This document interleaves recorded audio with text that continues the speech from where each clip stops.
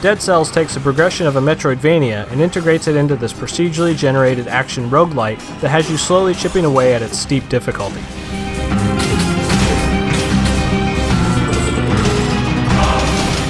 In Dead Cells, you'll need to kill your way through a labyrinth of levels, all punctuated by boss encounters that starts off quite linear, but the more you play, the more routes and game mechanics will open up to you. You might not be able to make it to the final boss on your current run, but if you can manage to salvage some blueprints for some new gear, or better yet, an ability-altering rune, it makes it all worth your while even if you can see your death just around the corner. This is the type of roguelite that, yeah, sure, you could beat the boss on your first attempt, but you're probably not going to and you're not supposed to. Your current hero is lost upon death and everything on him gone, but the way in which you're constantly leveling up your overall account with blueprints makes for an interesting RPG progression system that literally has you adding more game into your game.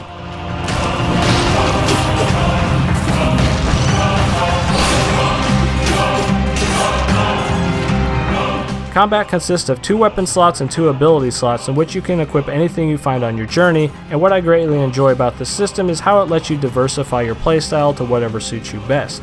You can go entirely ranged weapons if you like, or take a shield and become a parrying master. Another smart design decision here is your 2 usable abilities. In most games of this genre, your coolest skills and spells are often set to strictly long recharge timers or a limited mana system, but in Dead Cells, your abilities have incredibly quick recharges and allow you to seamlessly integrate these gadgets into normal encounters, and it doesn't make you feel penalized for using your cool stuff. This combat system is fast, fluid, responsive, and one of the most rewarding representations of 2D combat of the entire genre.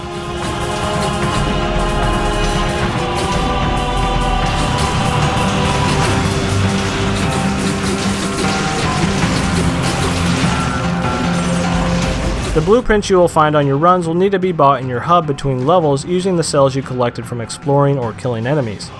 Also in place is a mutation system that has you pick from various buffs that can enhance and alter your abilities, but choose wisely in between levels because you can only take so many. All of these systems can be expanded and enhanced with the blueprint system, and this allows you to create your own experience and unlock what you find the most useful and neglect what you don't need.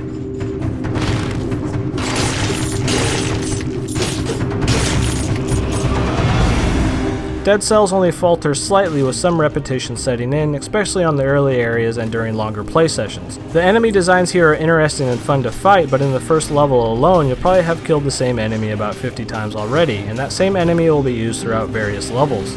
I would gladly take double the amount of enemy variety in this style of game all about randomized, repeatable fun. It meets the standard quo of enemy variants and goes no further. The game does, however, encourage you to rush through repeat areas by having timed gates that lock after a certain amount of time has passed, and if you're playing like a speedrunner, you'll be rewarded, and this helps alleviate some of that repetition I mentioned. Dead Cells figures out an intriguing way to have your roguelite and Metroidvania experience all in one by focusing on your failures and urging you to try something new the next time. It's all about setting your own personal goals and being satisfied by your lateral progress. It's not all player skill, it's not all RNG, and it's not all numerical values. Dead Cells takes all these aspects and makes them all equally important in this non-stop action game that will challenge your reflexes and reward your dedication.